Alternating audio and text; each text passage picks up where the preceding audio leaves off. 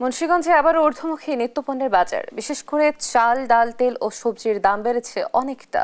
এ বিষয়ে আরো জানাতে সরাসরি যুক্ত হচ্ছেন আমাদের সহকর্মী সুমিত সরকার। সুমন, আমরা যুক্ত হচ্ছি তার সাথে।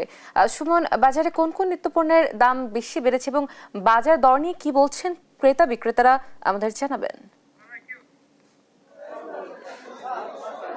অতসী, আপনি যেমনটি বলছিলেন, মুন্সিগঞ্জের বাজারগুলিতে কিন্তু গত কয়েকদিনের তুলনায় কিছু পণ্যের দাম কিন্তু আসলে বৃদ্ধি হয়েছে বলে আমরা এখানে বাজারগুলি দেখেছি। এখানে কিন্তু পেঁয়াজ কিন্তু 50 টাকা বিক্রি হলে এখন কিন্তু বিক্রি হচ্ছে 20 টাকা, বেশি ধরে 70 টাকায়। এখানে কিন্তু আদার ঝাঁজ কিন্তু অনেক বেশি।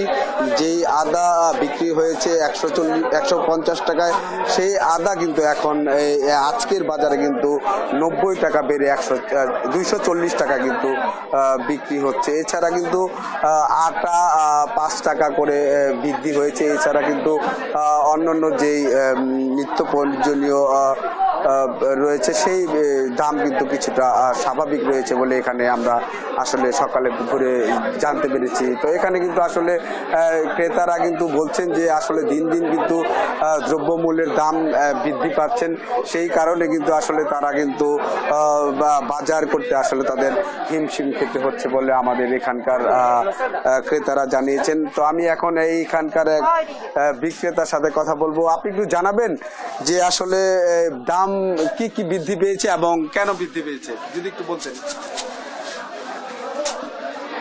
এখানে আসলে দাম কেন বৃদ্ধি পাইছে সেটা আমরা বলতে পারবো না। আমরা শুধু খালি পাইকারি বাজার থেকে যখন আনি তখন দেখি যখন বাজারের মানে মূল্যটা বৃদ্ধি হয় তখন আমরা একটু বাড়িয়ে বিক্রি করি এই বাজার অনুসারে। তো কি কারণটা আমি বলতে পারবো না। তো বাড়ছে, এর মধ্যে পেঁয়াজের দাম বাড়ছে, আদার দাম বাড়ছে, মুসুরের চিকুনটার দাম বাড়ছে অনেকটাই। আর হচ্ছে আদা, পেঁয়াজ, মুসুর ডাল, আটার দাম বাড়ছে।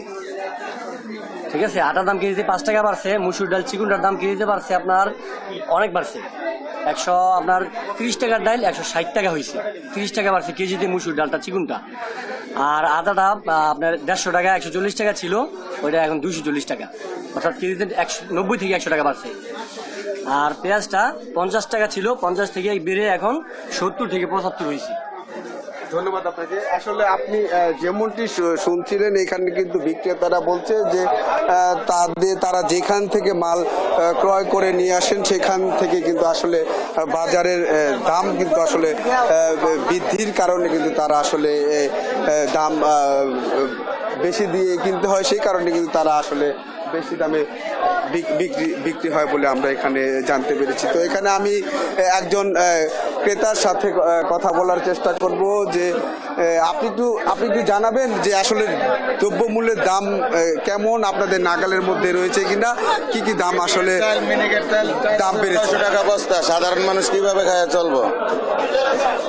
নিত্যপণ্য যেভাবে বাড়ছে, মধ্যস্তরের ফ্যামিলির লোকেরা খায়া বাঁচত না। তো এই যে মাত্র কিনলাম 25 কেজি 2350 টাকা, মানুষ এভাবে কি চলতে পারে কিনা? ধন্যবাদ আপনাকে।